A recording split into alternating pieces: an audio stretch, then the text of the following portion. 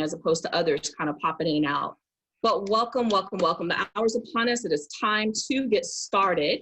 My name is Nicolette Gordon. I'm your District 44 Contest Chair for 2020-2021 Toastmaster Year.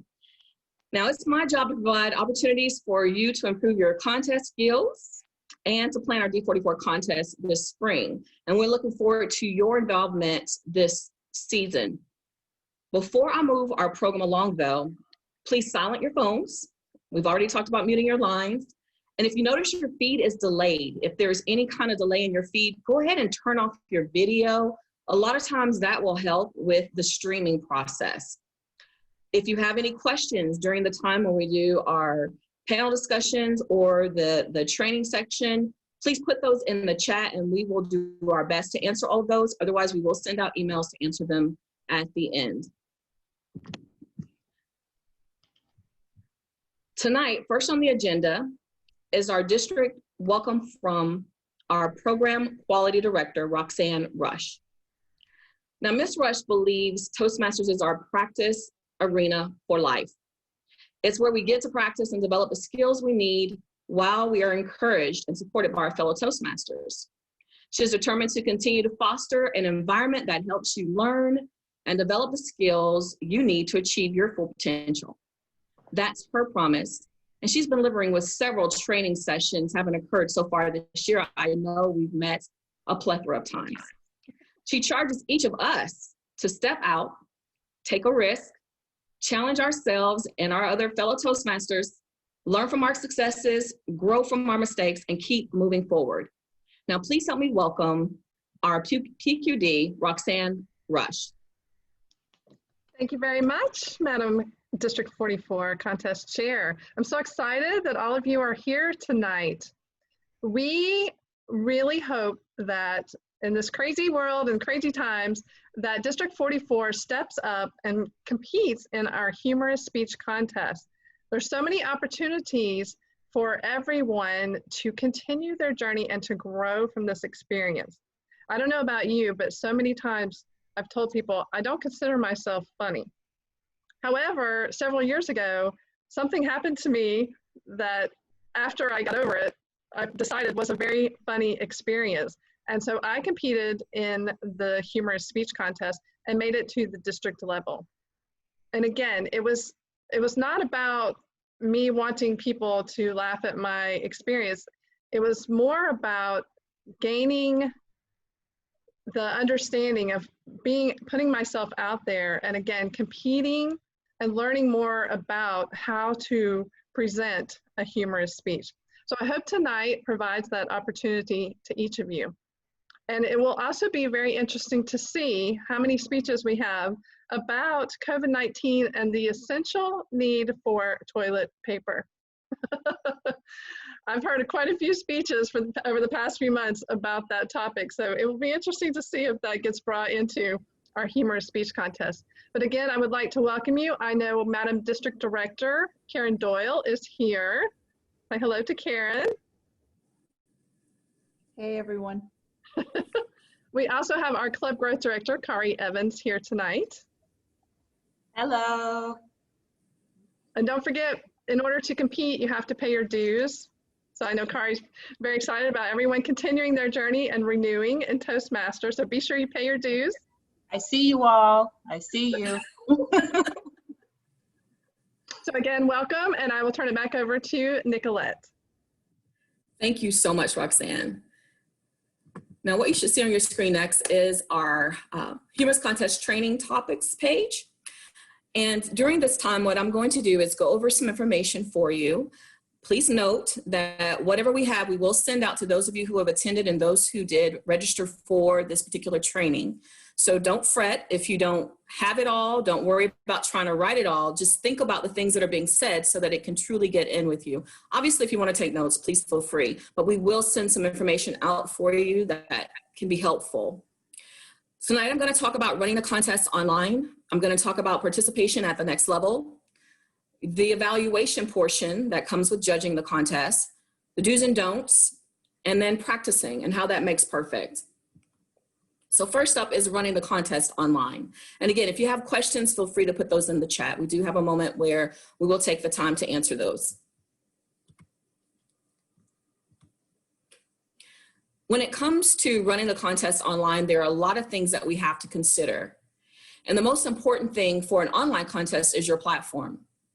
Now, a lot of us have been using Zoom, and I think it's safe to say that we probably have had at least one Zoom meeting. Just be cognizant that if you decide that you want to use something else like Microsoft Teams or Skype, if anybody is still using that platform, that you may end up causing problems for those that want to attend if they've never used it. So give them ample opportunity to log in beforehand to make sure that they can access it, and be wise to put some things aside to help with the possible questions that they may have. Maybe it's something that your SAA will go over when you first start your contest. But the bottom line is you want to have something set aside to help with reaching or handling those issues, like a technical expert that's in the chat that someone can put information in there if they're having problems. You should always have ease of use with it, and you want to train your functionaries. This is not like our grandmother's clubs. Those contests were in person. You seem to always have someone that was seasoned, Jonna said seasoned, maybe sitting beside you that could help with whatever it is that your function was. But when you're at home alone and you have to time, and there's all that pressure to make sure that you get it right, you want to make sure that your timer is comfortable and that they know exactly what it is that you need them to do. In this instance, again, practice definitely makes perfect. So take the time with your functionaries in your club, have a meeting beforehand to kind of go over things, listen for the sound, your audio, listen or look at the video, see how that's working, see if you may have some issues with the internet access that a person has. Anything you can do to bring the amount of problems that you may have down. It's going to be helpful for everyone involved and make it a wonderful contest. Remember, at Toastmasters, we're practicing for perfect, and we're also exercising muscles. So the only way to get stronger is to keep doing it over and over again. Practice is a good way to do that. When it comes to the briefing, you're probably going to have several. Again, you're going to want to meet with those functionaries. You're going to want to talk to them about what their job functions are, but you're also going to have your contest chair meet with the contestants. Now, some have said maybe you could meet before the actual meeting, but I would like to do what the district does, and I would suggest that you meet a day before or sometime before the meeting with all your contestants together to go over that information. Remember, it's more than just talking about their space when they're doing their walking around for their speech. It's about the drawing of positions and all those things. You don't want to do that right before your contest starts. And now you have a delay because maybe you're not sure how you want to do it, or maybe there was a problem. So get those things out of the way ahead of time, and that way you won't have as many problems beforehand. Same with your judges and the ballot counters. You need to make sure that there's a way for your judges to get the information to your chief judge and ballot counters, and that there's a way for the ballot counters to get that taken care of during your contest. That could be done with breakout rooms, but some of you may not have that capability depending on the platform that you use. So maybe those people will get off and get on another conference call or have another way to get together to congregate in order to go through those ballots as one. Think about those things beforehand. Again, we do have some information we're going to send out for some suggestions, but it's up to your club to determine how you want to do it locally. Then during that time, you're going to have interviews. When you're having your interviews, you want to make sure you don't have a lot of interruptions. And this can come from someone having their mic live and they're playing with the dog in the background, or a child comes in the room. So you want to ask everyone to go off video, then only the people who are being interviewed, their videos are the only ones that are going to show up at the top of the screen. You want everyone to mute themselves so that they're not popping in and out when you're trying to have your interview with your contestants. And this helps a lot. I did notice that in the international contest, that's exactly what they did. They wanted everyone that was not presenting at the time with their video off and muted. And everything moved extremely smoothly. If you watch those recordings, you'll see how smoothly they did it. And I think that came with a lot of practice as well.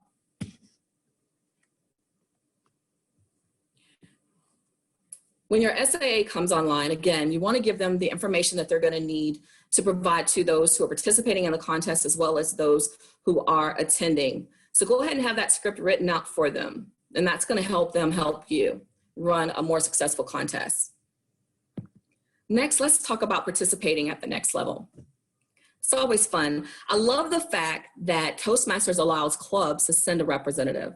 And I say I love that because there are some times when maybe you don't have a lot of club members, and you have someone that really loves Toastmasters. They're trying to get their club where it needs to be, but they really want to participate. If you don't have a lot of club members, it may be hard to put on a contest. And if you only have one person that wants to go, you don't need one. You can literally send a representative from your club. When you do that, make sure that you don't have a contest. If you have a contest of one person only, then that's the only person that's going to be able to participate at the next level. So as you know, you send your number one and you send in the name of the second person, your second runner or your first runner up. Whoever came in second place, they can take over for number one if they can't attend. If you only have one person and that person can't attend and you had a contest, they will not be able to go or give that to another person. Now, if you want to have a mock contest so that they can practice, that's one thing. But please don't have an official contest if you're just going to send a representative from your club. And please consider sending someone. It's a lot of fun. And guess what? You get to do it at home. What's better than that? Oh, I did want to mention here, this is what the rule book looks like. If you have any other rule book, if he is not on the fronts, you have one from the wrong year. Each year, our rule books can change. And what you don't want to do is have a rule book that has been changed and you don't have the updates. If you look at the rule book, the updates have little dots by them. So each year, there's information that changes in them, which is why they give us new ones. Make sure that you're using the latest and greatest.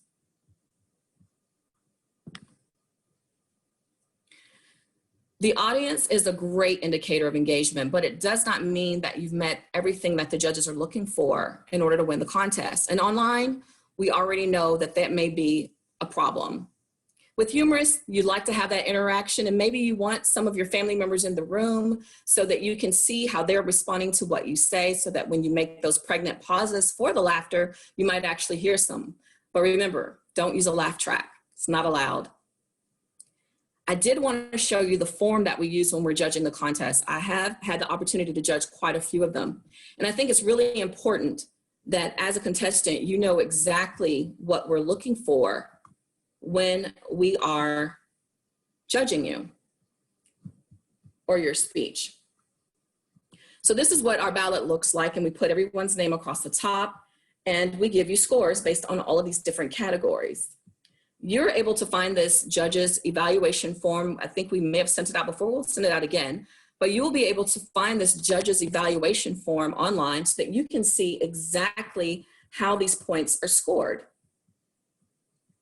On the second page, you literally have the judge's criteria here.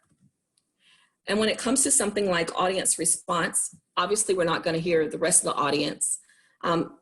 But we will know if we felt like it was something that was comical. We will be able to see others, or at least we will get an interaction from maybe the chat room. A lot of times people are typing things in the chat. Oh my God, that was so funny. Or really, that was hilarious. Or they might even put what the person said. That's engagement. And we can use that to do the evaluation. But we're looking at how you develop your speech. How effective was it in your delivery? Your speech value. Some of the things I wanted to make sure I pointed out is that we're not allowed to use anything that's appropriate, and those things will take away from your speech points. As you can see here, appropriateness. When it comes to physical, when you're speaking and you're doing it in something like a Zoom, if you've watched the ones that are online, and I'm going to show you a snippet in a moment, but if you've watched the ones that are online, you'll notice that they were in a corner so that they had depth.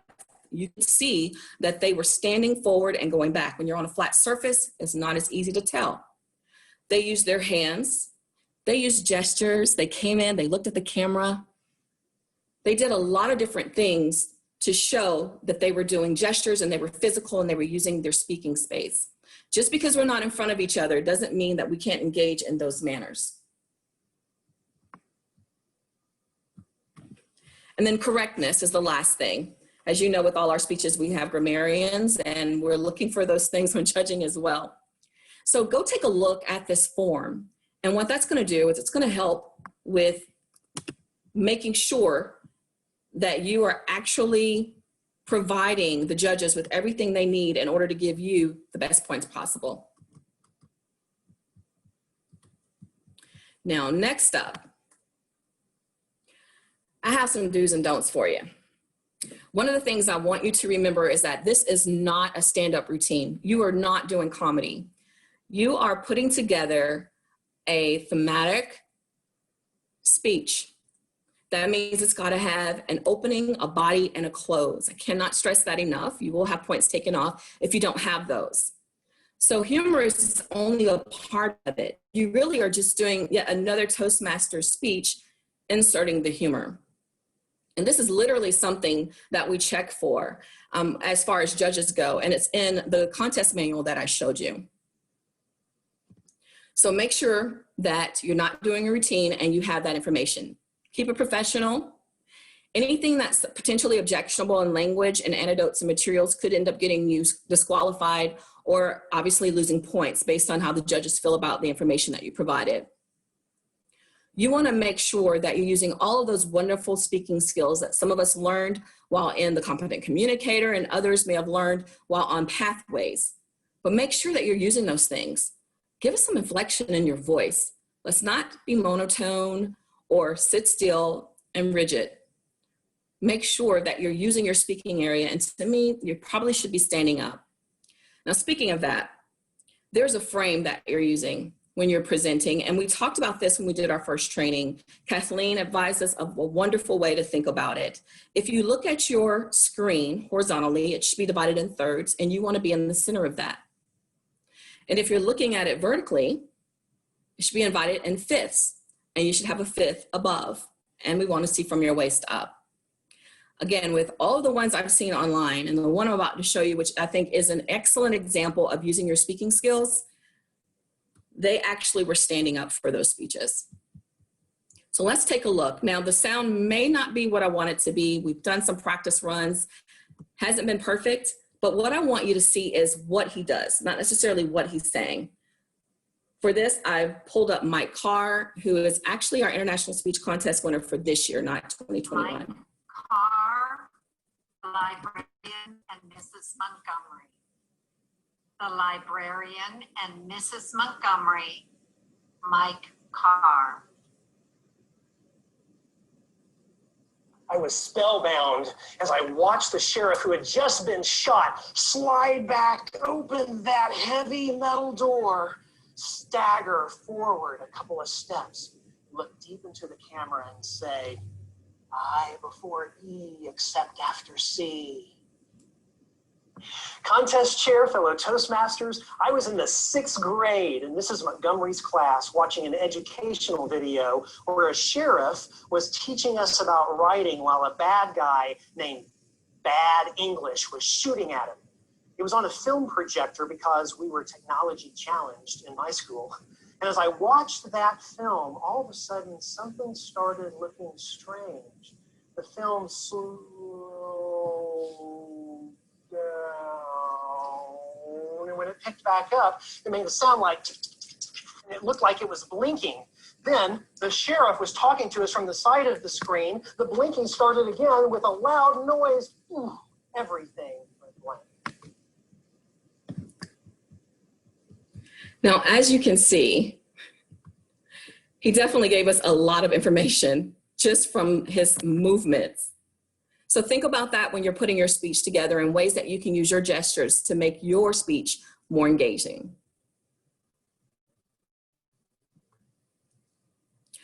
I talked about practice making perfect, and what I wanted to do here was to give you some ideas about how you can do that. Of course, we have our home club, and more than likely, they're going to be the first ones to hear our speech.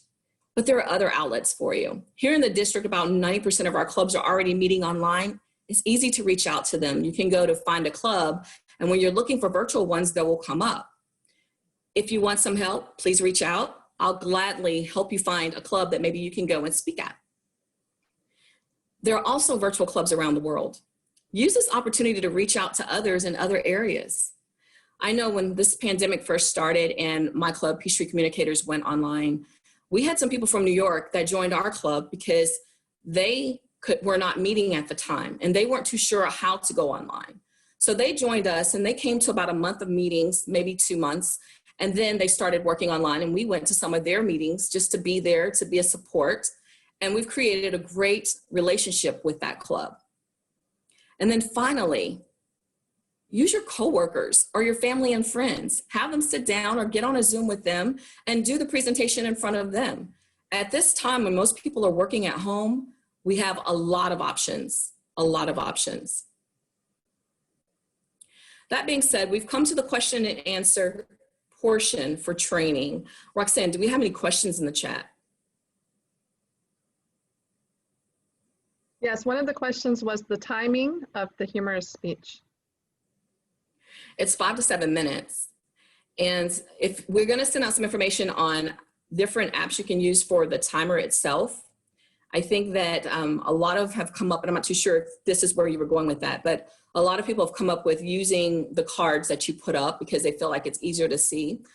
When some people are using virtual backgrounds, though, those cards change colors. So please make sure your timer is not using a virtual background if that's the case. Others will use backgrounds like Roxanne has. Not only is there a blue one when you're not timing someone, but there's also a red, a green, and a yellow background. And a lot of times a timer will just change their backgrounds. And then others will use the timing app, and they will put it up in front of their camera so that they can see the actual time and they can see the color.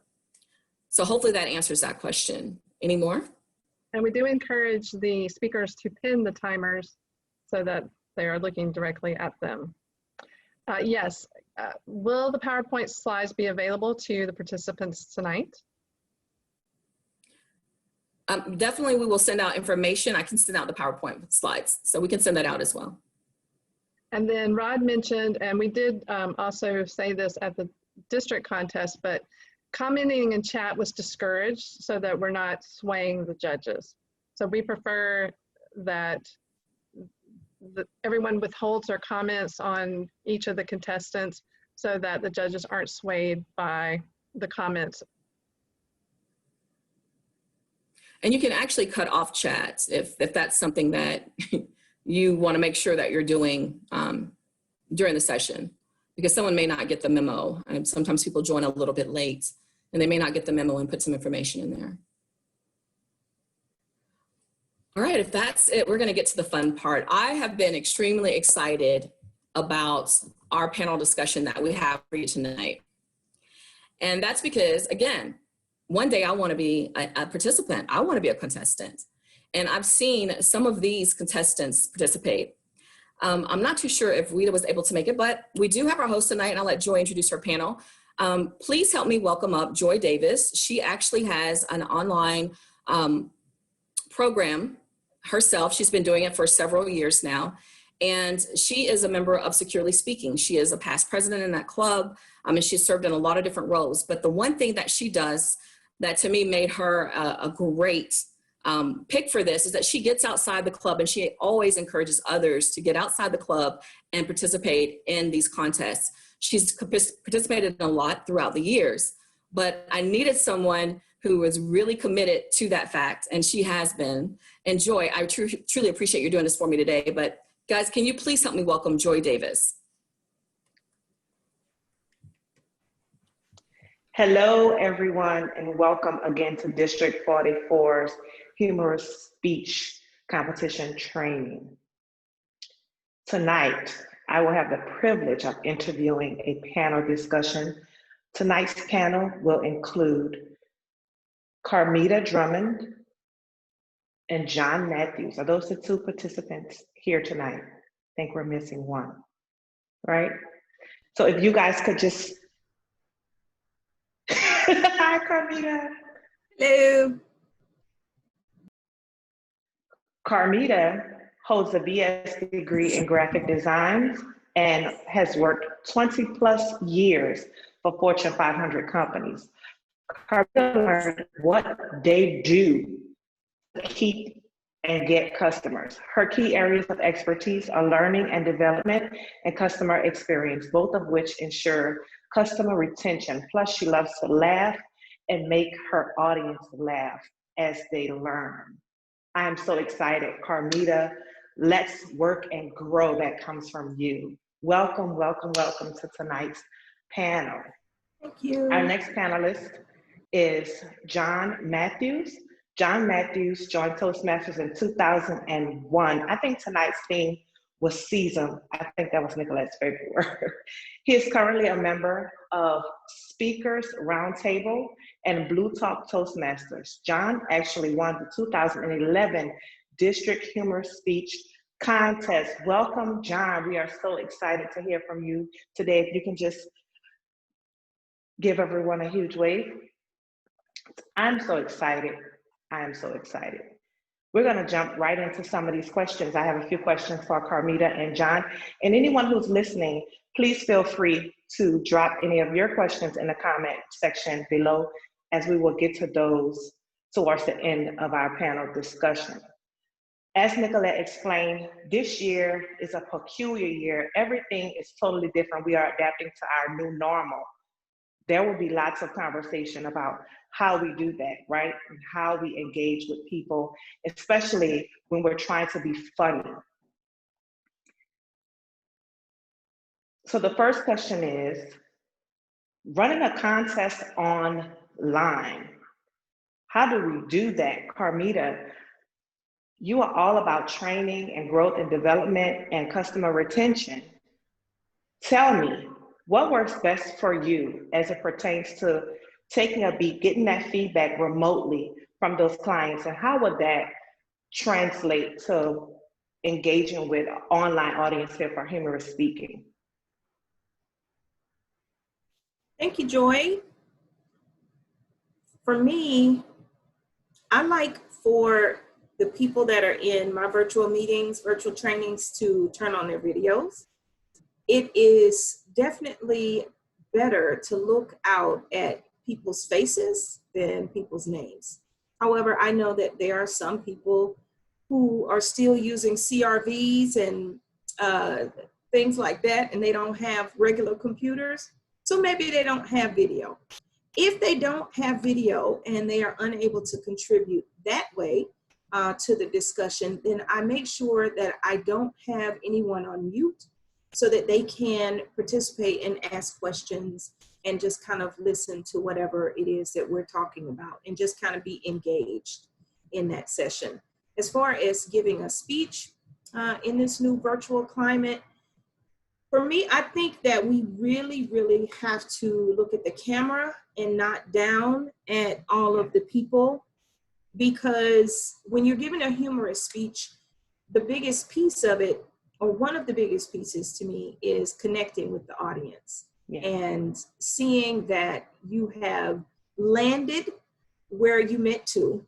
And that can be problematic when you are just looking downward, and then everyone is thinking that you're not looking at them. So I really, really try to focus and talk directly to that little video right there. Thank you. That was awesome. I would like to note, and I'm going to write this down somewhere, make certain that I landed where I intended to land. That's a gem. That's a gem for you guys to take away. Next, I would like to hear from John, simply because I like a good seasoning. I don't know if you can hear it, but I am a New Orleans native, and if you know anything about New Orleans, we love a good seasoning. So the next question will be perfect for John to answer. The do's and don'ts, John. How do you think the do's and don'ts will translate to the online platform when delivering a speech virtually? Well, I didn't realize a cooking class was going to break out in the middle of our training here.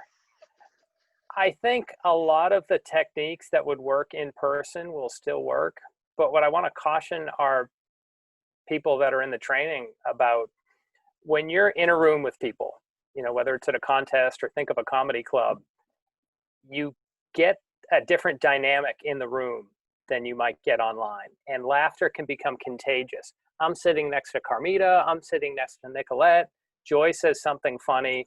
If one of the three of us laughs, the other two are going to start, probably. And that can really change how the dynamics are. When we're all sitting in our living room and we're in our own personal worlds, and especially in a contest where everyone's supposed to be on mute except the speaker, you don't have that contagiousness going on. I think what that means for the speaker is they need to have really polished their punchlines in their presentation. But I don't want to discourage people and be like, oh, now it's like it's super hard to do it. Everybody's working in that same handicap, if you want to call it that. It's not like Carmita's in front of an audience and then I have to be on a screen. I mean, we're both dealing with the same situation. So, hey, yeah, it's weird and it's awkward. Well, I mean, guess what? Like all of 2020 has been weird and awkward. So just get out there and give it a shot from the comfort of your own living room.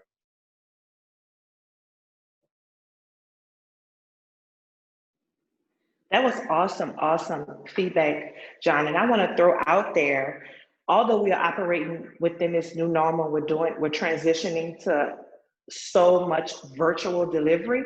We're familiar, right? We're using Facebook and Instagram, and don't we all love a good FaceTime? We love to get FaceTime from our friends and family, and we can read their faces just by simply looking into that screen. So I would advise you to use that to be able to read the room, piggybacking on Carmita's input. Have those cameras turned on. Look directly at your audience. Carmita, John, any one of you can jump right into the next few questions. Speaking area.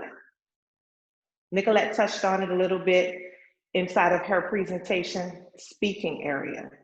How comfortable are you with using your speaking area online? We are encouraging you to stand up. What do you guys think about that, and what advice would you give about locating that speaking area? John, did you want to go? Yeah, I'll jump in. Just get comfortable with it. Speak a lot and try some different things. If I'm going to sit in this spot for 5 to 7 minutes, it's going to feel like really a boring newscast.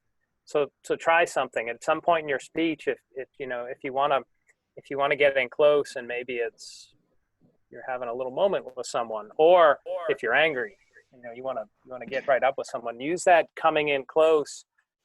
If you have characters in your speech, try to look off to create a character, especially something off screen, so that you can work in this space that you have. I didn't think of the speak in a corner thing that came up for the international contestants, but try to create something so that you're not just sitting in one spot. And it's on the judge's ballot how you use your body, and part of your body is how you use the space. It's different, but how can you move around? And part of that movement might be, what can I do with my hands? Do I gesture to you? Do I change my gestures, like say, hey, come along with me? And how can you try to create a bigger stage than what you have, where we're just in this tiny little box that we have? So just speak a lot, get comfortable with it, and then see how that translates to an actual contest. Yeah, I like that. What do you say, Carmita? I agree with John. One of the things that I did when I was practicing for my contest was I did use Zoom to record myself personally. No one else was listening, just me and the camera. And I took several takes and I just practiced. And the piece about using your body is you just have to do it. Like John said, like really just be comfortable with your own movements. And for me, I always think about what would I do? How would I look? What would I demonstrate if I was at a dinner party with the president? And I'm trying to make an impression and I'm trying to be professional, but I want to be a little bit funny. So what would I do to not cross the line, but still be funny? Would I be sing-songy? You really just have to play with all of that. You've got to just experiment.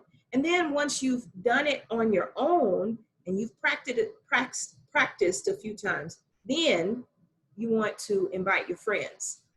Invite the friends who tell you, oh my God, you are so funny. Oh, can you tell us the story about the squirrel again? Give me that story. Those are the people that I invited to a session. And what I did is I captured the screen and screen captured when they were hysterically laughing. And then I printed those out and I put them up right above where the camera is.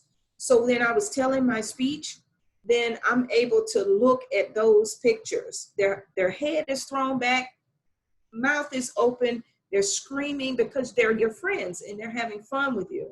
And so you need that to kind of, in this world where we're doing Zoom and people don't know you, just someone that you know connects with your sense of humor. And then obviously you want to make sure that when you are speaking, it is delivering your intention. So outside of being funny, what did you come here to teach people?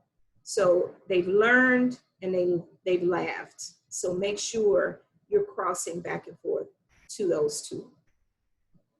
Carmita, are you always funny? Yep, pretty much. You're much like Pretty me. much. You're much like me. Guys, I want to pause for a second and welcome Oida.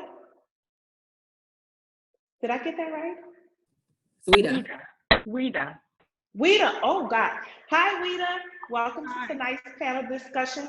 Wida is actually another panelist, and we're going to hear from you. So feel free to jump right in to answer any one of these questions and give your feedback. Okay, Wida?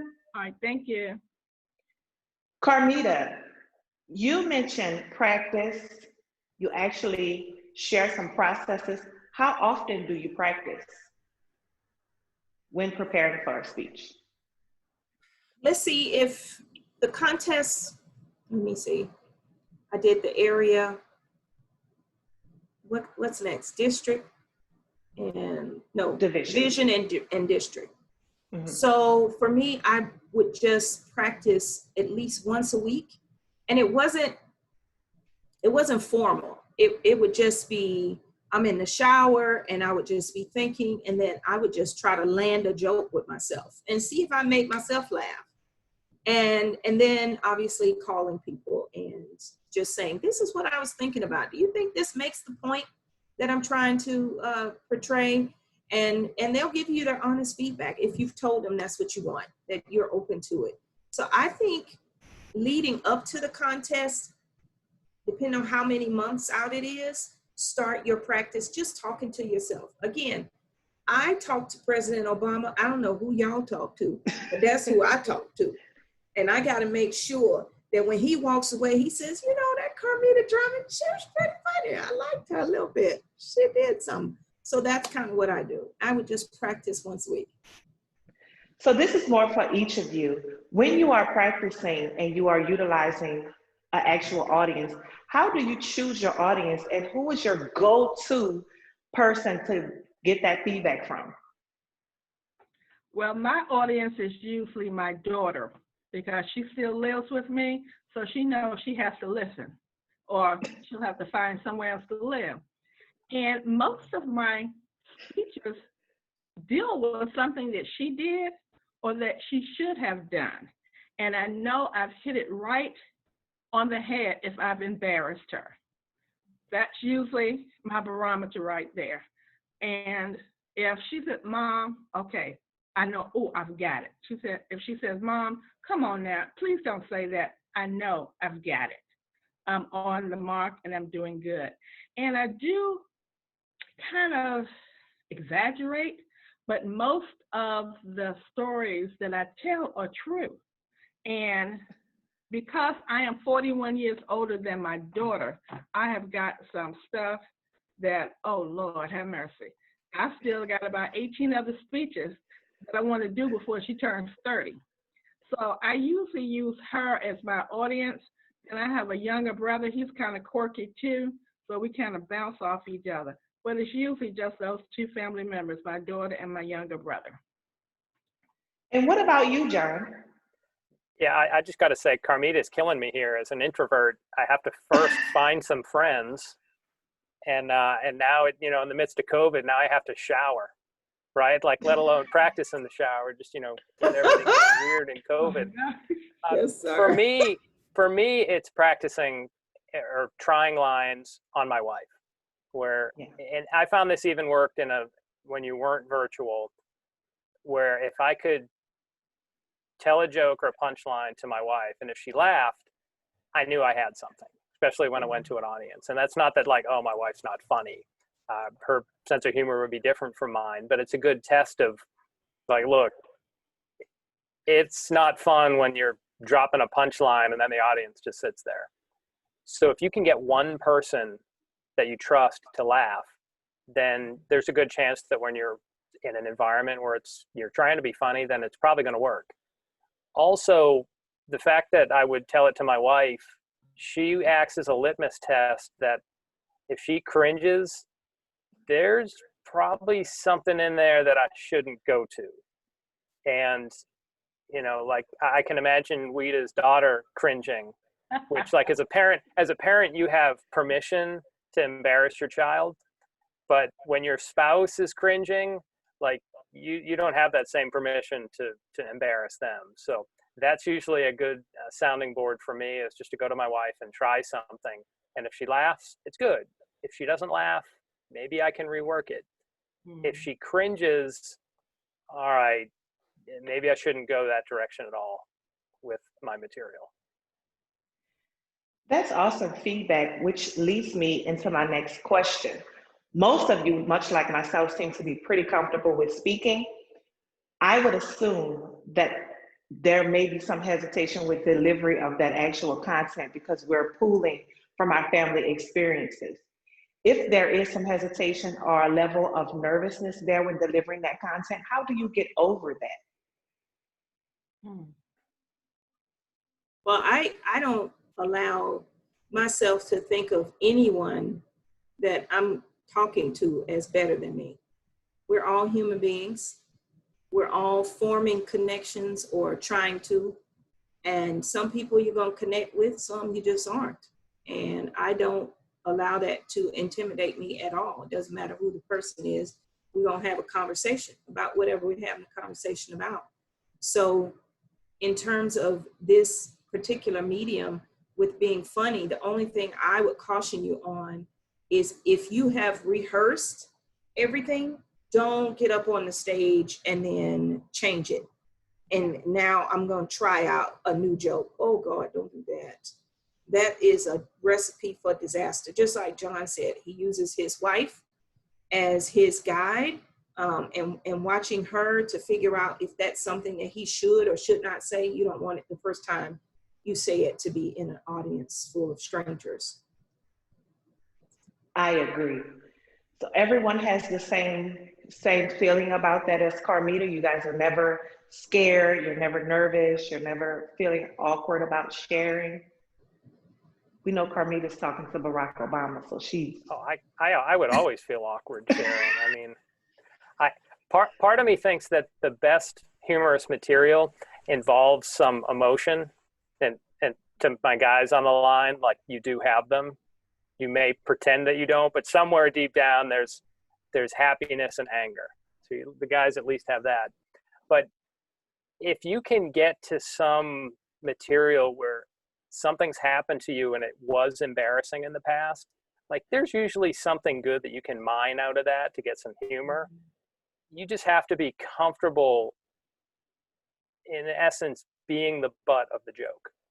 You know, we talked about objectionable material. If you use self-deprecating humor where you're the person who the joke's on, you're not making fun of anyone in the audience. You're making fun of yourself, and you're giving the audience permission to laugh at you. But as long as you're comfortable doing that, you know, through some weird or awkward situation, you know, that's what you need. You know, and yeah, it could be uncomfortable, but if you get people laughing, you know, hey, that's worth it. So with that being said, through the content creating and delivery of your humorous speeches or any of your speeches, is there an opportunity to learn new things about yourself? Are you learning new things about yourself inside of this process?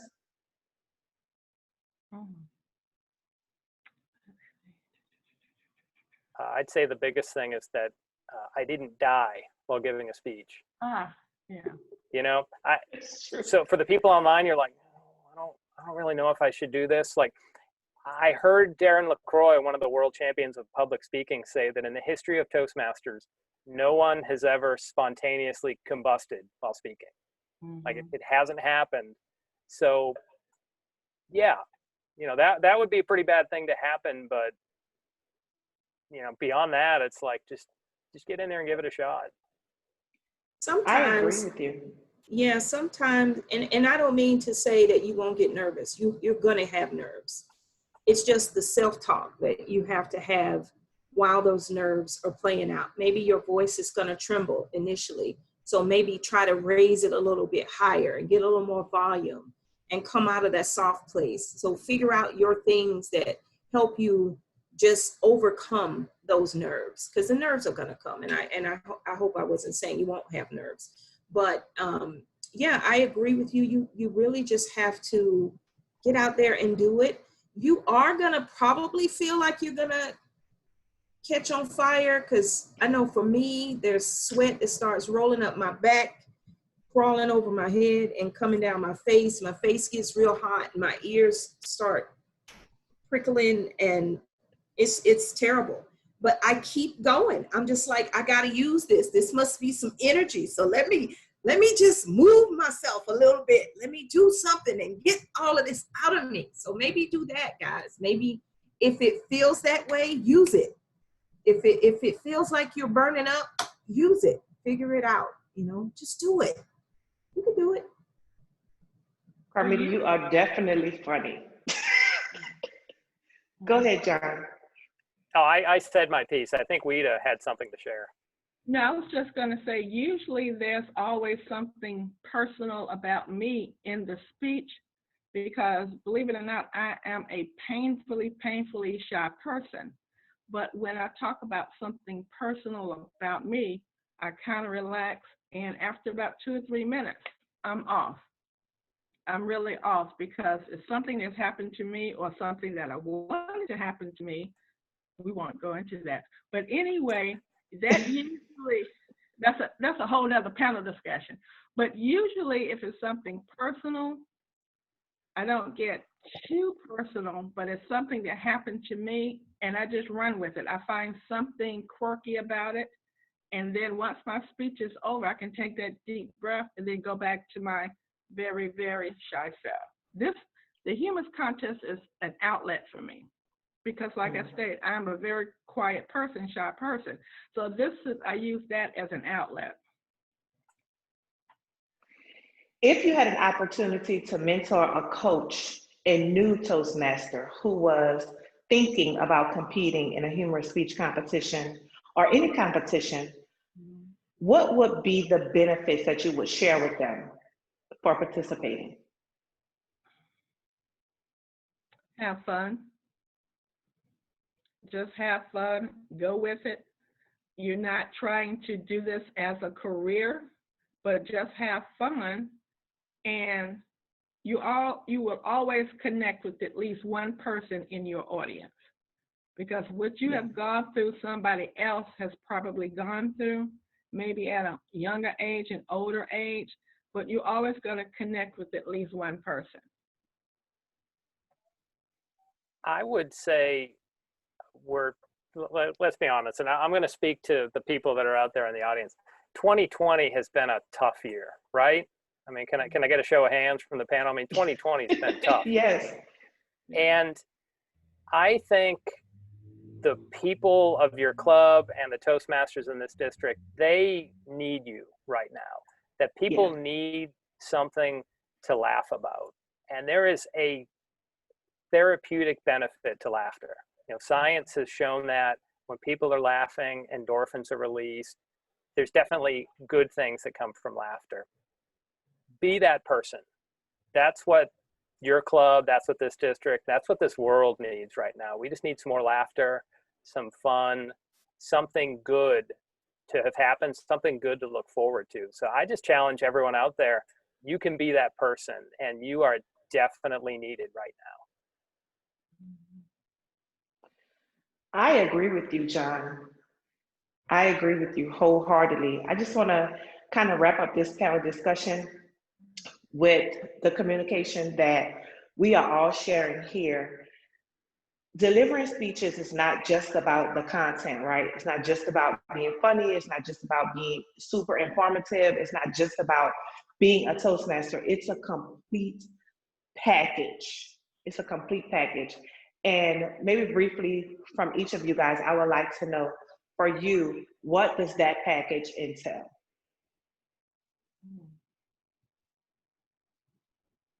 My package is just being myself. I would encourage everyone to just be themselves. I would also say right before your humor contest competition, watch your favorite comedians. Binge watch the night before. You'll see how they time things, how they wait, how they are comfortable with silence. They allow the laughter to connect and do those things that your favorite comedian does. But ultimately, I would say my package is to advise a person, be who you are. There's only one of you. You are the snowflake. I like that. I like that. Joy, I'm assuming that, you know, we're talking about like me and my package. You want to keep this PG rated, right? Yeah. I want to just echo a little bit off what Carmita said about pauses. The pauses that people use in humor online is the exact same things that you would use in person. You want to pause before the punchline, and then you want to pause after the punchline so that the audience can react. That doesn't change. Something that's very hard when you're speaking in front of an audience, whether it's virtual or in person, is to not speak, to sit there, to stand there and use that pause. I think a great tool that people can learn from comedy is how to pause and be okay with it. Be okay with not doing anything. That's a tool that they can put into their toolbox that then they can pull out. And imagine using that at a time when you're doing a serious speech, like an international contest, and you need to let the audience react. And there may be a time where they're not laughing, but you want something, you know, you said something profound and you want that to sink in. And if you're able to be confident in that pause, that's a great thing that you can learn in humor and then transfer to other parts of your speaking.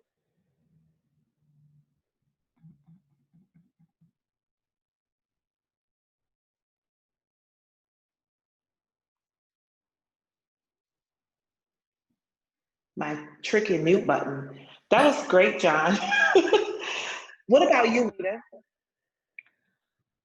Well, for me, I don't try to be funny, so that wouldn't be in my package.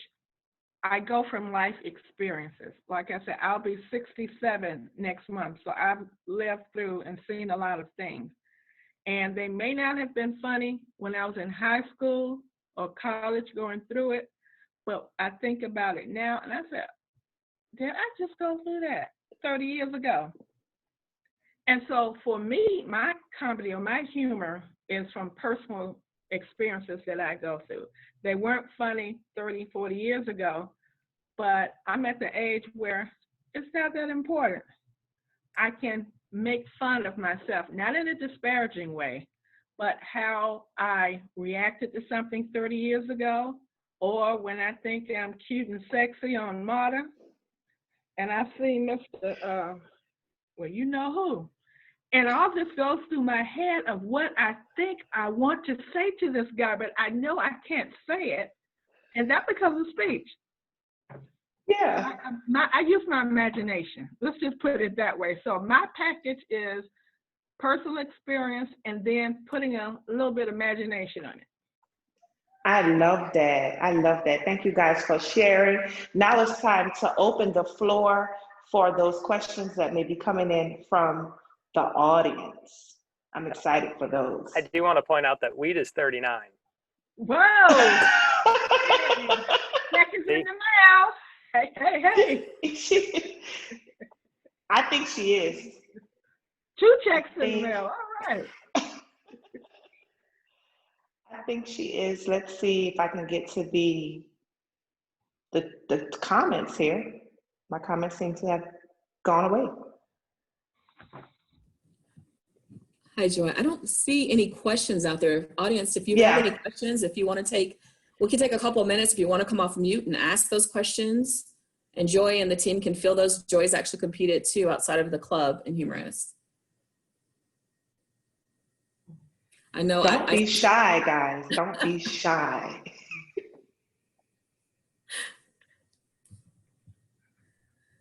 I got okay. How do you find the funny? And what I mean by that is sometimes life seems so serious. And my problem is when I find the funny, it upsets people. And so I guess I should have asked it a different way. How do you find the funny that doesn't make people angry or insulted or whatever? I don't. You know what I mean by the funny, right? Just a joke. Yeah, you don't want to laugh at the people. Don't laugh at people's pain unless they're laughing, I guess is what I would say. Don't laugh at people? Don't laugh at people's pain unless they are laughing. If they're still in pain, it's not funny yet. You know, we move through different things at different points in our lives. And sometimes it's not funny while you're in it. But, you know, at the end of it, you look back and you're like, oh my God, that was so hysterical when my pants split open right before my interview. Now that I look at it. But at the time, it was pure devastation, you know. So I wouldn't want anybody laughing at me at that moment. But now, 20 years later, we can laugh together. So that's what I would say. Stick to the stories that are yours when you are, you know, creating that joy and that laughter of something that you've overcome using your laughter. That's what I do. All right, thank you. That was a great answer. Any other questions? Don't be shy, guys. Don't be shy.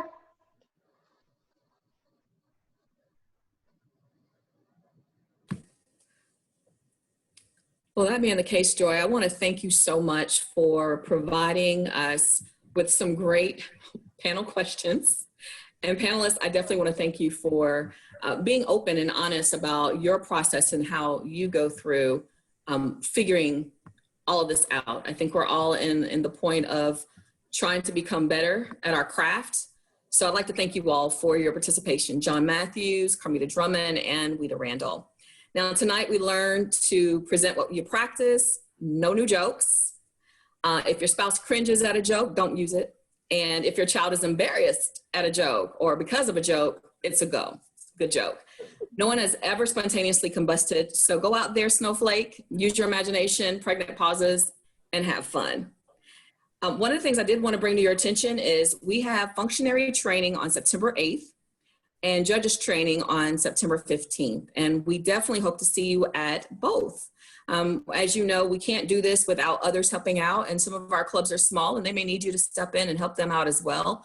So please think about it and come out to those training sessions. We'll get that information out to you. We try to make it light and airy, and hopefully you will enjoy those as hopefully you enjoyed the training tonight. Thank you all for attending. Thank you.